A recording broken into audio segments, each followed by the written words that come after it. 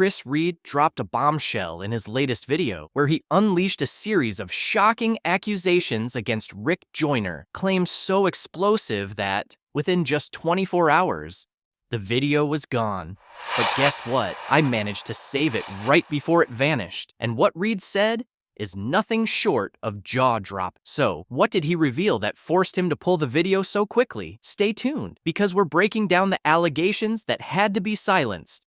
And so how can you say that and say, yet I had no vision, knowing that I started that?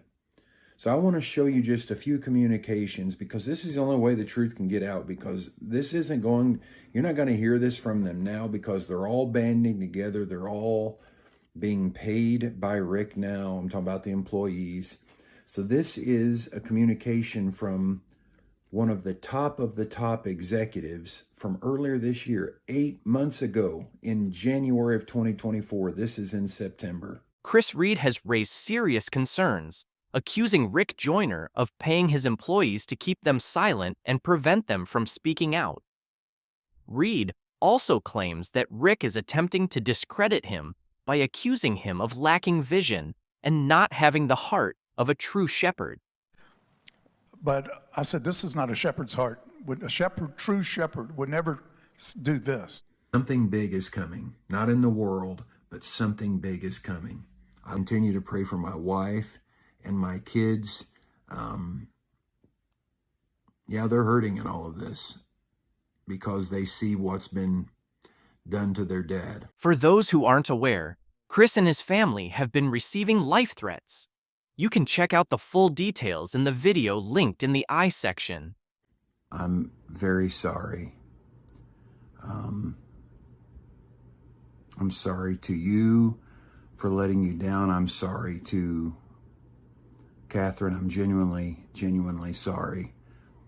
More important than anything is I want, from the bottom of my heart, I want to say to everyone that I'm sorry.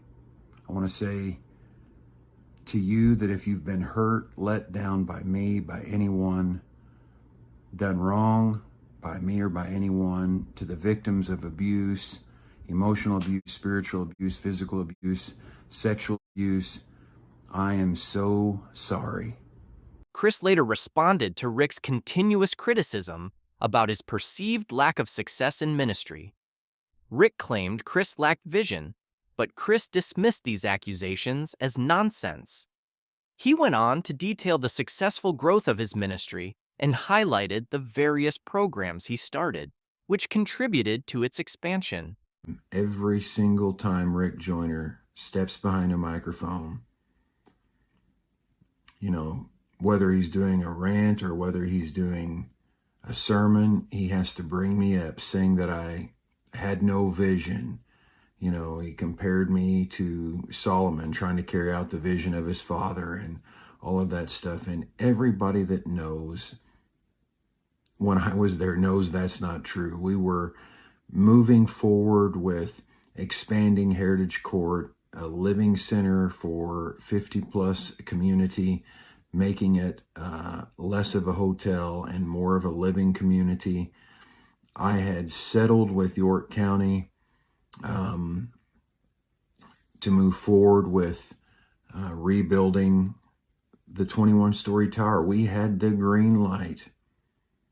I mean, it was done, sealed, and many can testify and know to this, that it was ready to be done. But I've got a bad feeling it'll never be done, because now this is about, with Rick, it's about, litigating these federal lawsuits that in the end he won't come out with any money.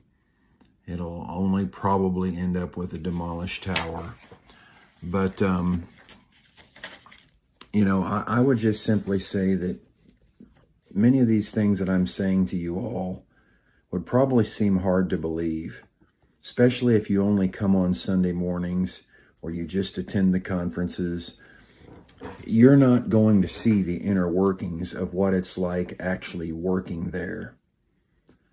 But, some of the leaders, not all, some of the leaders at Morningstar have went on this tirade of talking about condemning my leadership, saying nothing was accomplished, nothing happened.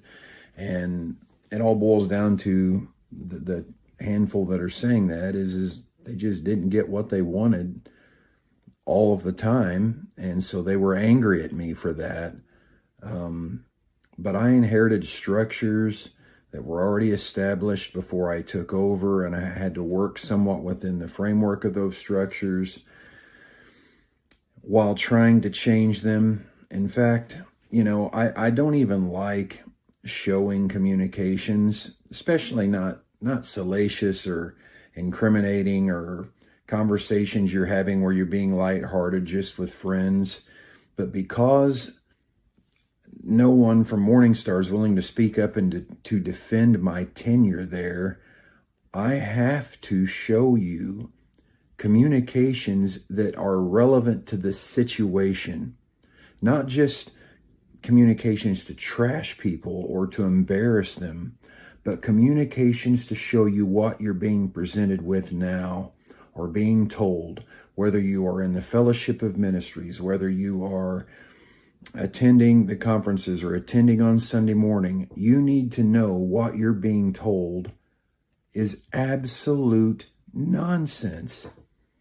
And as I said before, many people say, just be quiet, don't speak a word.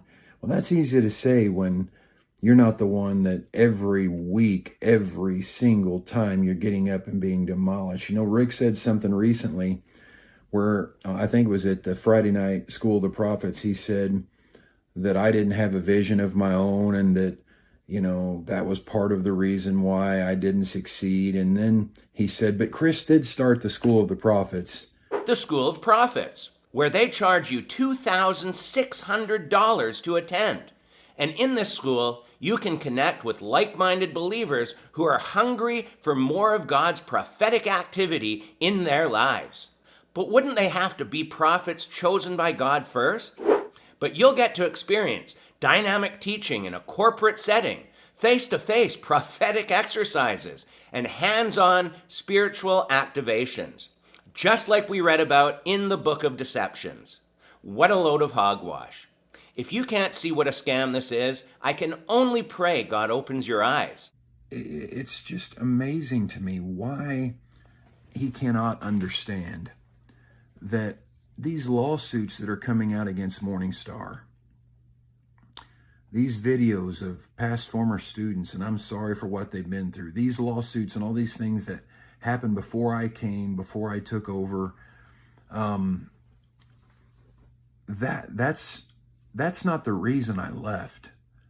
That was the straw that broke the camel's back. You can see in January of this year, I was already done. I was exhausted mentally and wore out because Rick did not fully let go. He was constantly inserting himself. In fact, I would say, by the way, I want to apologize to Dave Yarnes because I have figured out who stole that domain that I shared in the last video. And speaking of that, I saw some of the spiritual abuse, mental abuse, emotional abuse that Rick gave to people that were not in his inner circle, that weren't sucking up to him. I watched him fire an employee one time and told the man, you've cost this ministry more money than you're worth. You're not worth the bullet to shoot you. I heard that with my own 2 ears. And see, Rick sees everything through a military lens. He sees the church because of the scriptures that talk about put on the full armor of God, and the Bible talks about the army of God. And so I know why he's so upset with me and why he has continued to try to put out this innuendo implying that there's terrible stuff coming out about me and more stuff coming out about me. It's all to create this cloud of suspicion around me because he's trying to bury me. He doesn't want the story to be about the lawsuits and the past being relitigated that I knew I could not speak to, trying to lead the ministry forward. And if lawsuits weren't reinstated, it was going to stop all the progress I'd made with the tower. So I knew I was at a dead end. The lawsuits are not why I left. It was the straw that broke the camel's back. Hands down. He shares a revealing exchange with a top executive from Morningstar Ministries. The executive praises Chris for making significant progress in less than a year, highlighting achievements and improvements that had been stalled for 15 years. This endorsement stands in stark contrast to the criticisms he faces from Rick Joyner, underscoring a disconnect between the public narrative and the internal realities of Chris's leadership. And then he went on to say, I didn't realize how important you all were, speaking to the students. He said, Morningstar is supposed to be a school for the prophets. That's like our major main whole purpose. And so how can you say that and say, yet I had no vision, knowing that I started that? So I want to show you just a few communications, because this is the only way the truth can get out, because this isn't going, you're not going to hear this from them now, because they're all banding together. They're all being paid by Rick now. I'm talking about the employees. So this is a communication from one of the top executives from earlier this year, 8 months ago in January of 2024. This is in September. I've marked out names to protect identities, but I want you to see that this is from one of the top executives, not former ones, the current ones that are still there. I want you to see this. This is Tuesday, January the 9th. You can see the date there. I'm writing a text to this man, this individual, this leader, and I said his name. As you know, firing a blank is chaotic enough. But with Rick sabotaging MSU missions in other areas, including an MFM letter that I didn't approve, I am in constant damage control. And it's because he's the chairman of the board.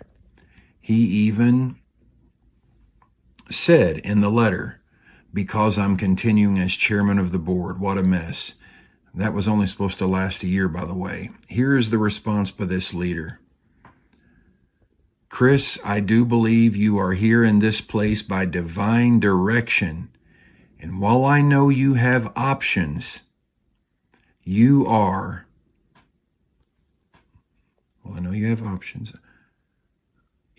considering, okay? I would like to encourage you, the decisions you have made and the leadership you have and are providing for Morningstar at this time is critical for this place. You have made more progress in this ministry in less than a year that is bringing this place to new horizons. The problems Rick has created over the last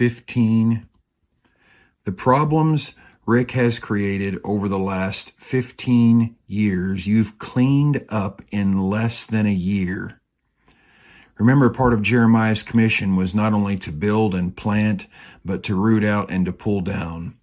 This is what you're doing right now, is rooting up and pulling down. Blank, this is somebody that is no longer at the ministry, was part of that rooting up. No one else could do that. No one else could do that, Chris. Rick has been the cause of most of these problems. But I do want to say I think we're coming to an end of this season before too long with Rick messing things up. And I fear to say this, but if Rick gets in your way, God will remove him. That was January the 8th, 2024, this very year. So he's saying, this top executive is saying, I have accomplished more in less than a year because I only took over in the end of February 2023. And so this message was in January 2024. So he's saying you've accomplished more in less than a year than what's been accomplished in 15 years. That's because of the tower. That's because of making changes. That's because of a lot of different stuff. I think the culture, the community was starting to change in a positive way. And, that right there shows you the level of dishonesty that is now being projected upon people, that somehow I was this terrible leader with poor leadership, that I did this terrible job, when the truth is they were not saying that just a few months ago. And now those same people that were telling me that are now telling Rick that I was the problem, that I did all of this stuff. And, Chris Reed opens up about a painful betrayal by two of his closest friends in ministry. He explains that these individuals, who had promised to support him, walked away when the controversy intensified. Chris's disappointment is evident as he recounts how these friends, who were once allies, distanced themselves and abandoned him during a critical time. This personal betrayal adds a deeper layer of emotional turmoil to his already challenging situation, highlighting the difficulties of navigating such high-stakes conflicts with trust and loyalty at stake. Through this time, it's been amazing to me because I've had people that I don't even know. Missy and I have received hundreds, if not thousands, of messages. I've been betrayed by 2 or 3 of my closest ministry friends because of the stuff that Rick is saying. Just completely walked away from me, like had promised me they were going to stand with me, and then walked. But yet, I'll tell you what, I'm amazed at the hundreds, if not thousands, of messages of people that are saying, we see what has clearly happened here. You were thrown under the bus when you resigned. It was like Rick saying, if we can't have you, no one's going to have you at all. And I just think that is control and manipulation. And I think that's why there's such a spirit of oppression, warfare, and witchcraft in that facility.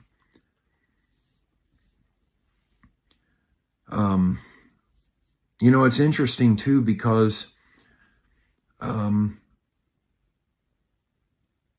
KD, and I'm just trying to be respectful of her identity. I know she's already put out videos and putting her name, but she said in the video of the interview that a Morning Star staff member gave the reporter that first broke this news story, she said a Morning Star staff member, didn't say who it was, they were just on staff at Morning Star, gave the tip to the reporter, gave her identity to the reporter.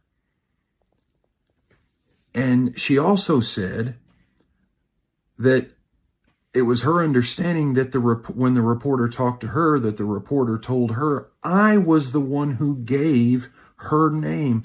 Now, why in the world would I do that? I never gave her name. I never told the reporter the thing. The reporter lied.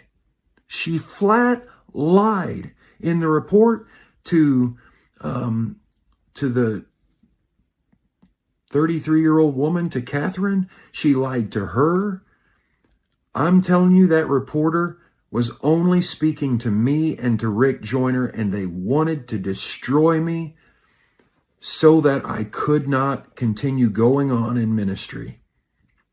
But I'm going to tell you, even though those 2 or 3 my closest friends walked away, I've had hundreds, if not thousands, reached out and message my wife and I both and say, we see what's going on. It is clear what has happened here.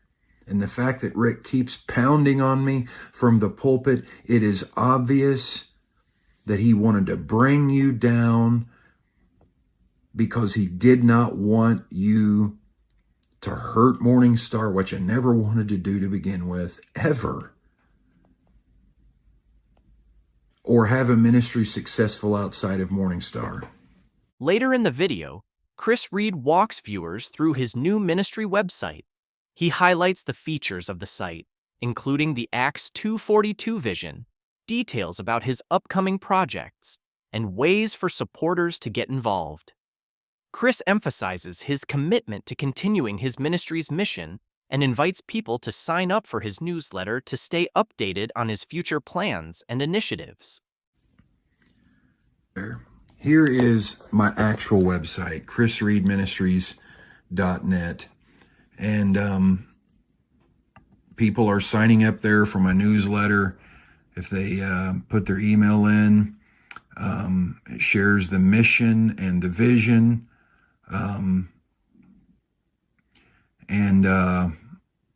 It talks about the Acts 2:42 mandate. Sign up for the newsletter to get prophetic words, biblical teachings, kind of let you know what I'm doing. You can give by text the word give to 843-885, whatever it was there. Hold on. Yeah, text the word give to 843-885-8030.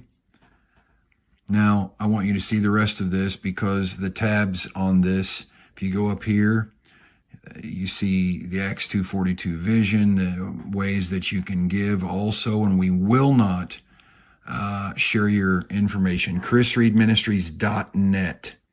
By the way, as I said, I do know who stole the other domain.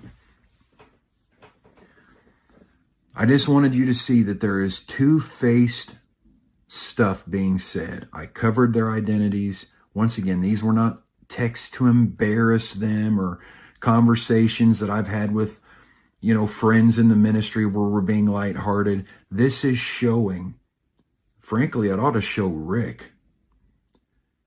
If a top leader, a top executive at Morningstar, at the Fort Mill base, would tell me that 8 months ago, that if he keeps doing this stuff, God himself will remove him. Because, Chris, you've done more in less than a year than what they've been able to do in all these years, and that Rick has caused most of these problems. I just want to say to Rick, if he would say that to me about you, imagine what they will say to you and everybody else about me. Thank you to everyone who has been kind. I'm going to be announcing something pretty significant here in the next bit of time, a future. Please go to chrisreedministries.net, sign up so you can be kept up to date on what I'm doing. Something big is coming, not in the world, but something big is coming. I love you. God bless you. Thank you for your kindness, your support. Continue to pray for my wife and my kids. They're hurting in all of this because they see what's been done to their dad. Chris Reed's video offers a deep dive into the personal and professional upheavals he has faced, providing a candid look at his resignation and the subsequent fallout. As he navigates this turbulent period, it's crucial to reflect on what the Bible says about the qualifications and conduct of a pastor. According to 1 Timothy 3:1-7, a pastor must be above reproach, faithful to his wife, temperate, self-controlled, respectable, hospitable, able to teach, and not given to violent men or greedy for money. He should manage his own household well and have a good reputation with outsiders. These criteria underscore the importance of integrity, humility, and a genuine commitment to spiritual leadership. Chris's account reveals several challenges he has faced, including accusations and personal betrayals, which he believes have unfairly tainted his leadership. While it's clear that he is grappling with significant issues, it's also important to evaluate his conduct against these biblical standards. The essence of pastoral leadership, as outlined in the scriptures, is not just about managing programs or handling crises, but also about embodying Christ-like character in every aspect of life and ministry. Pastors are called to be exemplary in their personal conduct and their relationship with their congregation. They should lead with humility, integrity, and a genuine love for those they serve.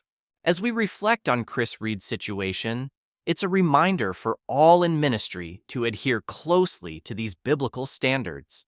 Pastors are held to a high calling, and maintaining a faithful witness in both public and private life is essential.